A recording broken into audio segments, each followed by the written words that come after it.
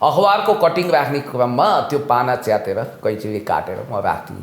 अघिल्लो हप्ताको पनि कटिङ नराखेको रहेछु मैले। ठ्याक्क पत्रिका मैले निकालेँ, नयाँ सडक त पत्रिका थियो, यो हप्ता र अर्को हप्ताको पनि राख्छु, अघिल्लो हप्ताको प्रिभियस विकको पनि राख्छु भनेर यसो हेरेको कभरमा के लेखेको रहेछ भने दिपेन्द्रको दाबी पालेको त्यो AK-47 समाएको फोटो र किशोर नेपालले एकदम बाई लाइन फ्रन्टमा पहिलो पेजमा आर्टिकल लेख्नु भएको थियो, दिपेन्द्रबाट गम्भीर दुर्घटना हुन सक्ने भनेर। होइन, दिपेन्द्र वा दिपेन्द्रको नाउँमा कसैबाट यो खालको घटना हुन सक्छ भन्ने। किशोर नेपालले yes, you are absolutely correct. अनौठो अनौठो नाटकीय प्रकारले दरबारका जागिर खाएका सैन्य सेवामा रहेका मान्छेलाई नै प्रायोजित किताबहरू लेख्न लगाइयो। त्यसको विश्वसनीयता पुष्टि गर्नको लागि पूर्व राजा ज्ञानेन्द्रलाई समेत अलिकति आलोचना गरे जस्तो गरेर किताबको विश्वसनीयता बढाउने काम गरियो। मलाई एकजना दरबारमा काम गरेको एकदम खुङखार टाइपको 25औं-30औं वर्ष सेवा गरेको मान्छेले काहीँ कहिल्यै मेरो नाम नभन्नु भन्ने शर्तमा के भन्नु भने उहाँ आफै त्यो घटनाको चस्मादित गवाह। उहाँले भन्नुभएको छ कुनै पनि हरर मुभी वा डरलाग्दो हलिउडका हत्याकाण्ड पनि मैले त्यस्तो देखेको छैन। त्यो चिच्याहाट, त्यो रानी ऐश्वर्यालाई मार्दा उहाँको गिदी छरिएको कुरा, वीरेन्द्रलाई कसरी तानी अझ तपाईँलाई 2-3 म्यागजिन गोली सिद्ध्याएर मरिसकेको मान्छेलाई पनि हानिरहेको छ अरे कि, किनभने त्यो बाँच्छ कि भन्ने। अनि दिपेन्द्र त मैले 5 जना देखेँ भन्नुहुन्छ कि उहाँले, 5 जना दिपेन्द्र देखियो अरे। वीरेन्द्रको कुनै पनि सन्तान वा वीरेन्द्रले पानी पनि पिउन पाएनन् र वीरेन्द्रको मान्छेलाई यतिसम्म गरियो अरे कि अचम्मको कुरो के भने त्यो नक्कली दिपेन्द्र बनेर घरि यो दुलाबाट निस्किन्छ, घरि ऊ दुलाबाट निस्किन्छ, अनि त्यो सङ्गीनवाला राइफलले घोच्याएको छ अरे कि त्यहाँ।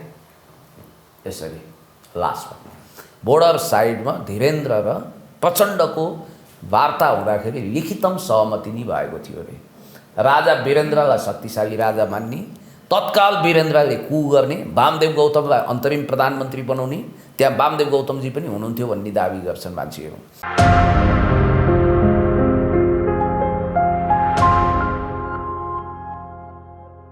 पुण्यजी, आज जेठ 19 गते आज जेठ 19 गते होइन 2058 साल जेठ 19 गते नै तत्कालीन दरबार हत्याकाण्ड भएको थियो। आज 79 साल जेठ 19 गतेमा छौँ हामी। लगभग 21 वर्ष भइसक्यो राजा वीरेन्द्रको वंशनाश भएको। तर पनि दरबार हत्याकाण्डको दोषी होइन, दरबार हत्याकाण्डको रहस्य चाहिँ कहिले पनि आउँदैन होइन। अब सरकारी प्रतिवेदनलाई नै हामीले मान्नुपर्ने हो कि यसको रहस्य कालान्तरमा तपाईँको खुल्दै जान्छ होला? पुण्य गौतमजीलाई के लाग्छ? म अतीततर्फ बकिएँ अलिकति, नोस्टाल्जिक भएँ। स्टेफेन हकिङ्सले परिकल्पना गरेको टाइम मेसिनमा बसेँ एकछिनको लागि र 58 सालमा फर्किएँ। आजभन्दा 21 वर्ष अगाडि त्यतिखेर जन्मिएको एउटा बालक अहिले ग्रेजुएट भइसक्यो र पोस्ट ग्रेजुएट हुने, मास्टर्स गर्ने तहमा पुगिसक्यो। त्यस बेलाको त्यो धमिलो होइन टटकारो सम्झना म तपाईँलाई सुनाउन चाहन्छु। त्यो दिनको दिउँसो मेरो एकजना माओवादी मित्रसँग भेट भयो। उहाँ भूमिगत अवस्थामा हुनुहुन्थ्यो र म पनि माओवादीसँग कुनै न कुनै रूपमा सम्बद्ध थिएँ। उहाँलाई के भएको नि, चिया खाँदा खाँदै उहाँले के भन्नुभयो भने उहाँको जिब्रो अलिकति पोल्यो, होइन मेरो जिब्रो नराम्रोसँग पोल्यो, यो देशमा केही दुर्घटना हुन्छ कि क्या हो भन्नुभयो। फ्याट्ट चिया राख्नुभयो। दुर्भाग्यवश उहाँ शहीद भइसक्नु भएको छ। उहाँको नाम हो बासु लामिछाने विकास। उहाँ मेरो भाइ समान हुनुहुन्थ्यो। पछि यो वीरगञ्जको मेयर गिरीश गिरीजी अस्ति उठ्नुभयो, उहाँको पिता मेयर हुनुहुन्थ्यो। उहाँलाई हत्या गर्ने अभियोग पनि त्यो साथीलाई लागेको थियो। यो कुरा मैले तपाईँलाई सम्झाएँ। अनि त्यो बेलुका अरू धेरै कुराको त मलाई सम्झना छैन। म त्यतिखेर यो नयाँ सडक भन्ने अखबारमा आर्टिकल लेख्थेँ, स्तम्भकार थिएँ। प्रत्येक शुक्रबार मेरो स्तम्भ चल्थ्यो। अनि मैले त्यो अघिल्लो म कटिङ राख्थेँ, अहिले पनि सायद त्यो कटिङ मसँग होला। अखबारको कटिङ राख्ने क्रममा त्यो पाना च्यातेर कैँचीले काटेर म राख्थेँ। अघिल्लो हप्ताको पनि कटिङ नराखेको रहेछु मैले। ठ्याक्क पत्रिका मैले निकालेँ, नयाँ सडक त पत्रिका थियो, यो हप्ता र अर्को हप्ताको पनि राख्छु, अघिल्लो हप्ताको प्रिभियस विकको पनि राख्छु भनेर यसो हेरेको कभरमा के लेखेको रहेछ भने दिपेन्द्रको दाबी पालेको त्यो AK-47 समाएको फोटो र किशोर नेपालले एकदम बाई लाइन फ्रन्टमा पहिलो पेजमा आर्टिकल लेख्नु भएको थियो, दिपेन्द्रबाट गम्भीर दुर्घटना हुन सक्ने भनेर। याद गर्नु होला किशोर तपाईँले नेपालले? किशोर नेपाल कुनै दिन किशोर नेपालजीसँग भेट भयो भने गएर टक पनि कुराकानी कुन गर्नुहोस्। पत्रिकाको नाम के अरे? किशोर नेपाल भनेको नयाँ सडक किशोर नेपाल पत्रिकाको नाम नयाँ सडक अहिले बन्द भइसक्यो। बन्द भइसक्यो। यहाँ बानेश्वरमा शान्तिनगरमा छ तपाईँ त्यो कटिङ छ। त्यो पत्रिकैको त भोलि मसँग पाउन छैन। सकिएला त भोलि? होइन प्रेस काउन्सिल जानुहोस् न तपाईँले त्यहाँ पाउनुहुन्छ। तपाईँसँग भयो भने छ। होइन मैले त त्यो पाना चाहिँ फ्याँक्दिनँ त, मेरो त आर्टिकल राख्ने कन्सर्न हो, अर्को सबै पाना राखेर त सम्भव हुँदैन। तर त्यही दिन अघिल्लो शुक्रबार मेरो पनि आर्टिकल आएको रहेछ कि प्रत्येक शुक्रबार म लेख्ने यो गुड फ्राइडे भनेर दरबारमा सेलिब्रेसन गर्थे। ठ्याक्कै दरबार हत्याकाण्ड हुनुभन्दा एक हप्ता अगाडि किशोर नेपालको बाइलाइन एउटा न्युज आएको छ, आर्टिकल होइन, एङ्कर न्युज। त्यसमा उहाँले सिधै के लेख्नु भएको छ भने दिपेन्द्र वा दिपेन्द्रको नाममा दरबारभित्र भयानक किसिमको त्रासदीपूर्ण घटना घट्न सक्छ, किनभने दिपेन्द्र अविवाहित छन् तर उत्तेजित छन्। भावी यही थियो ठ्याक्कै। ए मतलब दिपेन्द्रले दरबार हत्याकाण्ड गराउन सक्छन् भनेर होइन, दिपेन्द्र वा दिपेन्द्रको नाउँमा कसैबाट यो खालको घटना हुन सक्छ भन्ने किशोर नेपालले किशोर नेपालले yes you are absolutely correct. तपाईँले किशोर नेपालजीलाई फोन गरेर बुझ्न सक्नुहुन्छ अथवा जाने मानेको पत्रकारहरूलाई सोध्न सक्नुहुन्छ। पुराना इतिहासका अन्वेषक, धेरै पुरानो पनि होइन, त्यो घटना तरोताजा छ सबैको दिमागमा। कतिपय विश्लेषकले त किशोर नेपाल समेत यो प्रकरणमा कुनै न कुनै रूपमा त्यो ढङ्गले आउटसाइडरको रूपमा हुनुहुन्थ्यो कि भनेर बेनिफिट अफ डाउट पनि दिएका छन्।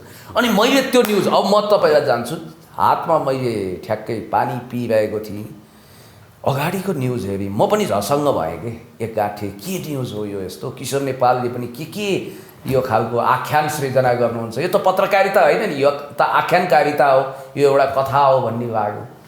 अनि त्यो दिन हामी त्यो बेलामा राति टेलिभिजनबाट फिल्म दिन्थ्यो। म फिल्मै नहेर्ने मान्छे प्रायः होइन। अनि मेरो दिदीले ल आज फिल्म हेरौँ न भन्नुभयो। त्यतिखेर भर्खर हामीले रङ्गीन टिभी ल्याएको थियौँ। फिल्म हेर्न लाग्यो, समथिङ के नेपाली फिल्म दिन्थ्यो 9-10 बजेपछि, 81 12-1 बजेपछि टिभीको सिग्नलै दिन छोड्यो, के भयो भन्ने भयो। अनि गाई गएँ भर्खर मैले मोबाइल ल्याएको थिएँ। त्यतिखेर मोबाइल उठाउँदा पनि पैसा लाग्थ्यो, पिलिक बल्ने खालको नोकियाको सेट थियो मसँग। अनि तै उठाएँ मैले। अहिलेकै हो कि होइन, अहिले कहाँ उहिलेको त्यो 58 सालको अहिले छ नि त्यो नोकियाको एउटा सेट होइन, त्यो त छ सानो सेट। अनि त्यो साथी, म यहाँ नाम बिर्सेँ मैले, उहाँले ठ्याक्क के भन्नुभयो भने मलाई, साँच्ची एउटा कुरो तपाईँले थाहा पाउनुभयो नि, दरबारमा त ठुलो दुर्घटना भएछ नि भन्नुभयो। के भन्दै हुनुहुन्छ तपाईँ भनेको, उहाँको फोनै काटियो। अनि त्यत्तिकै भयो, मैले ठट्टा गरे होला, यस्तै हो ठट्टा भन्थ्यो नि। भोलिपल्ट बिहान चाँडै मलाई ब्याउजाउनु भयो दिदीहरूले, सुनिस् रेडियो पनि बज्दैन, टिभी पनि बज्दैन, दरबारमा त हत्याकाण्ड हो रे, राजदरबारका सारा राजा वीरेन्द्रको वंश नै समाप्त हो रे, ज्ञानेन्द्रको परिवार चाहिँ सुरक्षित छ अरे भनेर भन्नुभयो। पत्यार लागेन, न रेडियोले सूचना दिन्छ न टिभीले। अनि आज तक हेरेको त डाक्टर भेषबहादुर थापा आँखाबाट आँसु बगाउँदै हुनुहुँदो रहेछ। उहाँले पुष्टि गर्नुभयो। उहाँ त्यतिखेर भारतको लागि नेपाली राजदूत हुनुहुन्थ्यो। अब उहाँले त्यो कुरा पुष्टि गर्नुभयो। पुष्टि गरिसकेपछि बल्ल अनि समाचार पत्र भन्ने पत्रिका त्यतिखेर खुब बिक्री हुन्थ्यो। अरू पत्रिकाले लेख्ने त्यति हिम्मत गरेनन्। समाचार पत्र पुष्करलाल श्रेष्ठको त्यो पत्रिका हकरले ल्याइरहेको थियो। अब अखबार त त्यतिखेर देख्नै नहुने होइन। अनि अखबार लोछा चाँडी हुने। मैले पनि एउटा समाचार पत्र किनेँ, 4 रुपियाँमा पाइन्थ्यो, 3 कि 4 रुपियाँमा। हेरेको त लगभग फोटोसहित सबै छ। त्यसपछि यति कौतूहलता भयो, मान्छेहरू घर छोडिदिए, मान्छे आकुल व्याकुल, मानव केही प्रलय भएको छ, सबै मान्छे भस्म खरानी हुनेवाला छन्। मान्छे बेहोस तुल्य, अर्ध बेहोसमा बरबराउँदै हिँडे, कतिले कपाल काटे, कतिले के गरे। त्यो कालो दिन अहिले पनि म सम्झिन्छु। त्यसपछि तपाईँ पनि जानुभएको थियो, दिउँसो त गिरिजाबाबुको गाडीमाथि तोडफोड भयो, बालुवामा बस्नुभयो। त्यसपछि गद्दी आरोहण गरेर ज्ञानेन्द्र सत्तामा आउनुभयो। 63 को आन्दोलनले उहाँलाई नागार्जुनमा कविता लेख्न पुर्याइदियो। त यो घटना सम्झिँदा सम्भवतः नेपालको आधुनिक इतिहासमा हामीले भएका आधुनिक इतिहास, पुरानो इतिहासमा कोत पर्व, भण्डारखाल पर्व आफैमा रक्तपातपूर्ण, खुनी र अत्यन्तै बर्बर घटना थियो। राजाहरू नै काटिएको इतिहास छ। शेरबहादुर शाहबाट आफ्नै त्यतिखेर राजा काटिएको, दाजु काटिएको कुरा पनि छँदैछ। तर हो त, शेरबहादुर शाह भन्ने माइला भाइले आफ्नो राजा दाई राजा सम्भवतः प्रताप सिंह शाह कि को काट्नु भएको छ। उहाँले त्यस्तो त्रासदीपूर्ण घटना पनि घटेको छ। र यहाँनिर आउँदाखेरि आधुनिक नेपालमा दुईवटा घटना अत्यन्तै बढी मानव समुदायलाई, नेपाली जनतालाई र विश्व समुदायलाई नै घटित त्यो घटना गर्दा बढी झस्कायो। एउटा क्रिस हनी जस्तै व्यक्तित्व लिएर छोटो समयमा किशुनजीलाई हराएर नेपालको राजनीतिक आकाशमा चार चाँद लगाउनुभएका अटल ध्रुवतारा जस्तो जननेता कमरेड मदन भण्डारी र जीवराज आश्रितको रहस्यमय जीव दुर्घटना दासढुङ्गामा, अर्को दरबार हत्याकाण्ड। जस्तो मेरो भनाइ के हो भने जस्तो यो दुईवटा हत्या प्रकरण अथवा भनौँ यो दुईवटा घटना जुन छ, दरबार त हत्याकाण्डै भयो, अर्कोलाई दुर्घटना हत्या जे भन्यो भने अब एमाले त अहिले पनि पटक पटक हत्या नै हो भनिरहेछ। यिनीहरूलाई पोलिटिकलाइज मात्रै बेसी गरिन्छ क्या, होइन, राजनीतिकरण मात्रै गरियो। अब यसको तपाईँको सत्तामा हुँदाखेरि भए जुन सत्ताभन्दा बाहिर रहँदा जसले आवाज उठाउँछन् उनीहरू सत्तामा रहँदा कहिले पनि यसको तपाईँको इन्भेस्टिगेसन अथवा यो भित्रभित्र यसको लागि काम गर्दैनन्, होइन। अब तपाईँको इभन राजा ज्ञानेन्द्र स्वयं हुँदा पनि उहाँले यसको इन्भेस्टिगेसन गर्नु भएन। अब अहिले मान्छेहरू के भन्छन्, राजाले त न्याय नपाएको देशमा आम जनताले के न्याय पाउला भन्छन्। अनि वीरेन्द्रको फ्यामिलीले न्याय पायो त? तपाईँलाई हामीले के अब सरकारी प्रतिवेदनमै विश्वास गर्नुपर्ने हो कि होइन? तपाईँलाई के लाग्छ यो चाहिँ स्टिल होइन दिपेन्द्र नै चाहिँ कल्प्रिट हुन् जस्तो लाग्छ कि होइन? घटनालाई अलिकति विहङ्गम हामीले 5-10 मिनट लिएर व्याख्या गर्नुपर्छ। त्यसपछि छानबिन आयोग बन्यो। पूर्व राजा ज्ञानेन्द्रले गद्दी आरोहण गर्नुभयो। तारानाथ राणावाडजीले प्रस्तुतिकरण गरे त तपाईँले देख्नुभयो। अहिले सोसियल मिडिया भइदियो भए त आगो बल्थ्यो, भट्टटटटट यसरी हान्नुभयो दिपेन्द्रले भन्नुभयो। अनि अनेक आख्यानहरू, कतिले त घरको तल्ला थपे घडेरी किने त्यो उपन्यासहरू लेखेर कथाहरू बुनेर, तपाईँलाई थाहा छ। यही दरबार हत्याकाण्डमाथि विभिन्न खालका कथाहरू बुनेर कतिले घडेरी किने, कतिले तल्ला थपे। त्यो कथा बुनेर अनि होइन त हो त, म तपाईँलाई अफ इयरमा भनौँला। परम मित्रले गरेको करामतलाई मैले यहाँ पब्लिसिटी गर्न चाहन्न। इतिहासका साक्षी सबैलाई थाहा छ। त्यसपछि कृष्ण अविरलको कुरा गर्नु खोज्नुभयो होइन, जेसुकै होस्। एनिवे म तपाईँलाई अर्को कुरा के भन्छु भने त्यतिखेर दरबार हत्याकाण्ड सम्भवतः CNN BBC-मा, त्यसभन्दा अगाडि नेपालका कुनै पनि न्युजहरू, पछि महाभूकम्पको कुरा कैद भयो CNN BBC-मा, तर कि जनआन्दोलनको रिपोर्टिङ हुन्थ्यो कि त्यस्ता त्रासदीपूर्ण घटनाहरूको बारेमा रिपोर्टिङ हुन्थ्यो। CNN हामी त यस्तो भयौँ कि CNN BBC भारतीय च्यानलहरू विदेशी च्यानलमा निर्भर हुन थाल्यो। नेपालको सत्य सही केही लेख्दैन, भएको कुरा केही पनि आउँदैन, रिपोर्टिङ पनि आउँदैन। रिपोर्टिङै थिएन नि नेपाल, रिपोर्टिङै थियो। त्यति बेला त टेलिभिजन पनि धेरै थिएन। मान्छे तर्सिरहेका थिए, डराइरहेका थिए। टेलिभिजन च्यानल भनेको त्यही एउटा NTV त थियो। अनि इमेजले समय किनेर कार्यक्रम चलाउँथ्यो त्यतिखेर NTV-मै। यो कुरा कान्तिपुर पनि सुरुवात भएको थियो जस्तो लाग्छ। कान्तिपुर चाहिँ सुरुवात भएको थिएन, किनभने कान्तिपुर 59मा सुरु भएको हुनुपर्छ जस्तो लाग्छ मलाई। पत्रिका चाहिँ सुरुवात पत्रिका त 50 सालदेखि नै थियो कान्तिपुरको। त्यो होइन, अखबारमा सबभन्दा बढी रिपोर्टिङ भएको घटना हो यो। अखबारवालाहरूले सबभन्दा बढी पब्लिसिटी स्टन्ट गरेको बेला थियो। जमिम शाहले त हेडलाइनै लेखेको होइन त। जमिम शाहको हत्याको एउटा कुनै न कुनै कज त्यहाँ पनि जोडिन्छ भनेर मान्छेले भन्छन्। र यसमा के थियो भने त्यतिखेर माधव कुमार नेपालको डबल स्ट्यान्डर्ड, उहाँले पहिला छानबिन आयोगमा बस्छु भन्नुभयो, पछि राजीनामा दिनुभयो। अकस्मात उहाँले स्टेप डाउन गर्नुभयो। मलाई एउटा इन्ट्रेस्टिङ कुरा आज पनि याद छ, जस्तो दिपेन्द्र को जुन दानवीकरण गरियो नि हिस्ट्रीमा, धेरै किताबहरू पछि लेखिए। अनौठो नाटकीय प्रकारले दरबारका जागिर खाएका सैन्य सेवामा भएका मान्छेलाई नै प्रायोजित किताबहरू लेख्न लगाइयो। त्यसको विश्वसनीयता पुष्टि गर्नको लागि पूर्व राजा ज्ञानेन्द्रलाई समेत अलिकति आलोचना गरे जस्तो गरेर किताबको विश्वसनीयता बढाउने काम गरियो। र त्यो किताब पढ्नुभयो भने दिपेन्द्र जस्तो दुष्ट, क्षुद्र, तानाशाह, अपराधी कोही पनि देख्नुहुन्न। तर फ्याक्ट त्यो होइन। दरबारमा 20औं वर्ष काम गर्नेहरूले हामीलाई भने, भद्रकुमारी घलेजीले त इन्टरभ्यू नै दिनुभएको छ, दरबारका इनारहरू चेक गरौँ, अस्थिपञ्जर कति भेटिन्छ, कङ्कालहरू कति भेटिन्छ, गार्डनहरू कति भेटिन्छ। दरबारबाट सिफ्ट गर्दाखेरि राजपरिवारले कति मालताल ट्रकमा लादेर सुनहरू, चाँदीहरू, महत्त्वपूर्ण जवाहरातहरू लगे भन्ने कुरा छ। त्यति मात्रै होइन, जस्तो त्यसको लगत्तै याद गर्नु होला, प्रेक्षा चढेको हेलिकप्टर रारामा दुर्घटना भयो रहस्यमय तरिकाले। अनि एउटा गजबको कुरा के छ भने त्यसमा वीरेन्द्रको एउटा तिलको गेडो राख्ने ठाउँ पनि भएन, सबै वंश विनाश, श्रुति पनि मारिन्, सबै। अब गोरख धन्न बाँचे, तर उनी त रगत त थिएनन् नि त। अनि त्यति मात्रै होइन, धीरेन्द्रको पनि वंश विनाश, पूर्व राजा ज्ञानेन्द्रको सबै बाँच्नुभयो होइन। कोही बाँच्नु राम्रो कुरा हो। अनि त्यहाँनिर नेपाली जनताले शङ्काको सुई घुमाए, नम्बर 1। नम्बर 2, त्यो गुड फ्राइडेमा त्यो पार्टीमा उसको परिवार, खास गरी ज्ञानेन्द्र, पूर्व राजा ज्ञानेन्द्रको अभाव थियो। अनि पारस शाहको कुराको पनि त्यस्तै छ। यहाँ विभिन्न रहस्यमय कुराहरू छ। पारस शाह कसरी त्यसबाट बाल बाँच्नु। एउटा कुरो मान्छेले के त्यतिखेरको भरपुर लेखनमा के आएको थियो भने ठ्याक्कै हुन त त्यो सरोजराज अधिकारीको किताबमा पनि त्यो कुराको पुष्टि छ धेरै ठाउँमा। दिपेन्द्र जस्ता नक्कली दिपेन्द्र, सद्दाम हुसेन जस्ता दर्जनौँ सद्दाम हुसेन बनाएर बङ्करमा राखेका थियो नि पहिला बगदादमा। दिपेन्द्र जस्ता नक्कली मास्क लगाएका अथवा प्लास्टिक सर्जरी गरेका नक्कली दिपेन्द्र धेरै थिए अरे दरबार हत्याकाण्डमा। अचम्मको कुरा हो। तपाईँले निरशाहसँग पनि यो विषयमा डिबेट गर्नुहोस्, उहाँले पनि केही बोल्नुहुन्छ कि अहिले बोल्न डराउनुहुन्छ। मलाई एकजना दरबारमा काम गरेको एकदम खुङ्खार टाइपको 25औँ-30औँ वर्ष सेवा गरेको मान्छेले काहीँ कहिल्यै मेरो नाम नभन्नु भन्ने शर्तमा के भन्नु भने उहाँ आफै त्यो घटनाको चस्मादित गवाह। उहाँले भन्नुभएको छ कुनै पनि हरर मुभी वा डरलाग्दो हलिउडका हत्याकाण्ड पनि मैले त्यस्तो देखेको छैन। त्यो चिच्याहाट, त्यो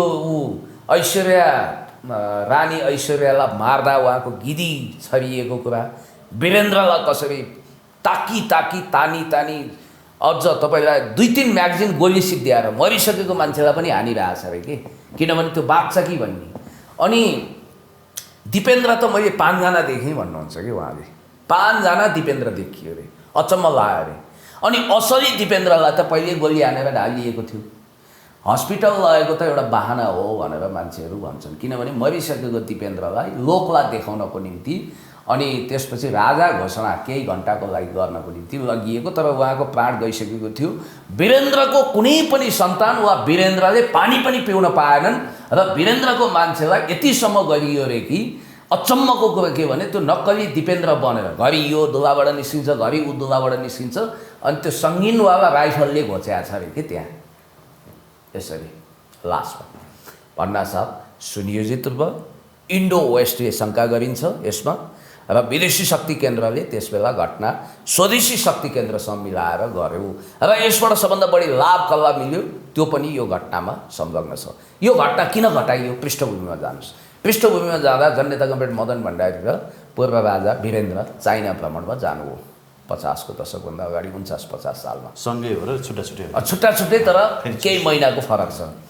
अनि नेपाली काङ्ग्रेसलाई एउटा सन्देश आयो कि चाइनिज डिजाइनमा र उत्तर कोरियाली डिजाइनमा नेपालमा मदन भण्डारी प्रधानमन्त्री हुँदैछन्, त्यसको लागि गणेश मानजी र किशुनजीहरू पनि भित्र सहमत छन्, गिरिजाबाबुलाई सत्ताबाट फ्याँक्ने, त्यसपछि यहाँ इन्डो वेस्ट भारत पश्चिमाको प्रभाव समाप्त गर्दा वीरेन्द्र शक्तिशाली राजा बन्ने, संवैधानिक भए पनि मदन भण्डारी सत्तामा आउने, त्यो प्लान भयो भनेर।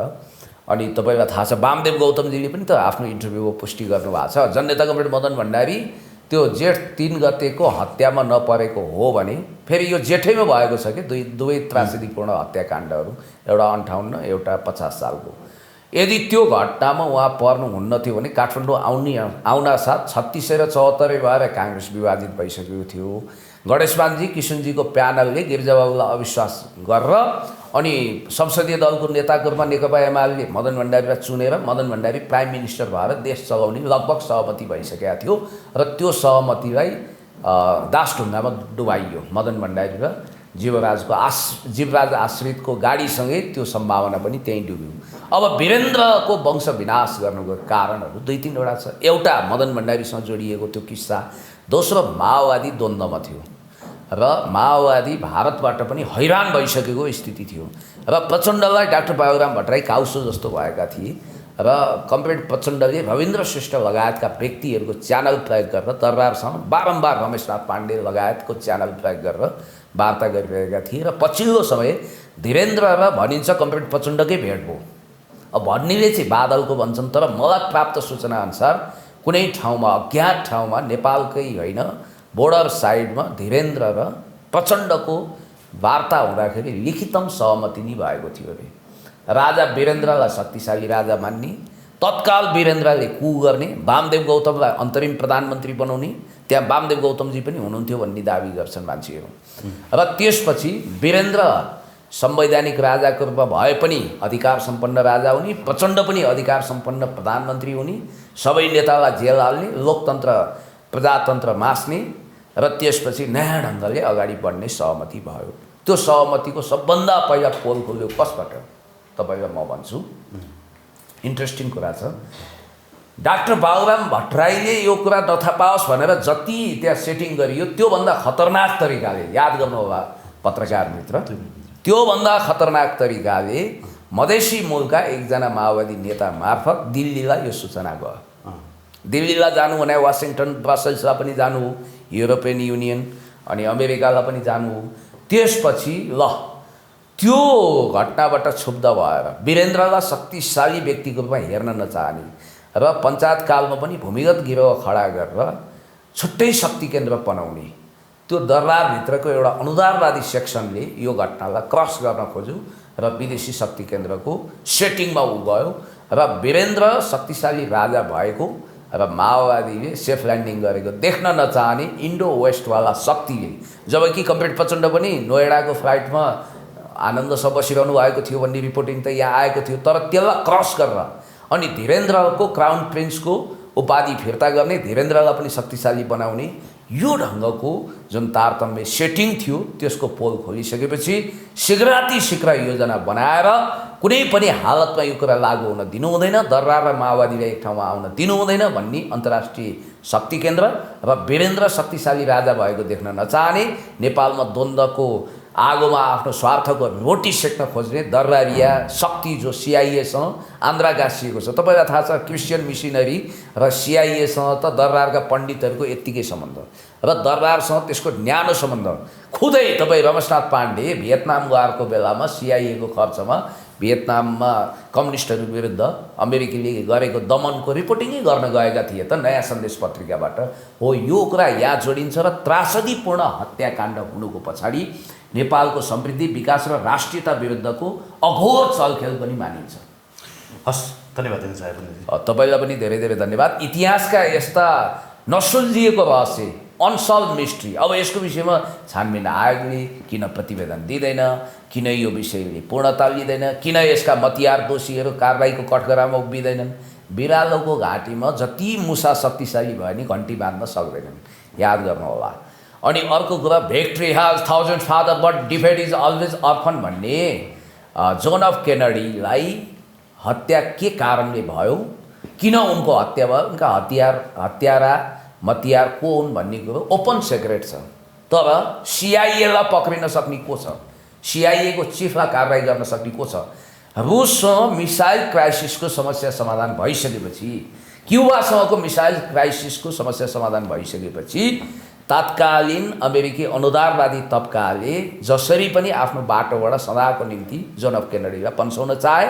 रुससँग उनीहरू सुलह होइन युद्ध चाहन्थे, अनुदारवादी युद्धवादीहरूले जोन अफ केनेडीको हत्या गराए। अब्राहम लिङ्कनको पनि त्यस्तै त्यस्तै किस्सा छ। गोराहरू र कालाको मिलाप नहोस् भन्ने चाहने भड्कापवादी तत्त्वले त्यतिखेर अब्राहम लिङ्कनलाई समाप्त गरे। नेपालमा पनि शान्ति स्थिरता विकास विरुद्ध छलखेल गर्ने राष्ट्रिय अन्तर्राष्ट्रिय गिरोहले त्यतिखेर दरबार हत्याकाण्ड मच्चायो। त्यस हत्याकाण्डमा परिकन आफ्नो जीवन गुमाउने तमाम व्यक्तिहरूप्रति मेरो हार्दिक श्रद्धाञ्जली छ। र त्यो हत्याकाण्डमा केवल रोयल म्यासेकर मात्रै होइन, त्यो सिभिल म्यासेकर पनि हो भनिन्छ। त्यतिखेर दरबारमा काम गर्ने विभिन्न तह र तबकाका विभिन्न व्यक्तिहरू त्यसको घटनाको विषयमा जानकारी प्राप्त 600 देखि 1000 मान्छे बेपत्ता भएका छन्। त्यसको विषयमा पनि खोजबिन हुनुपर्छ। हस्, धन्यवाद। Thank you so much.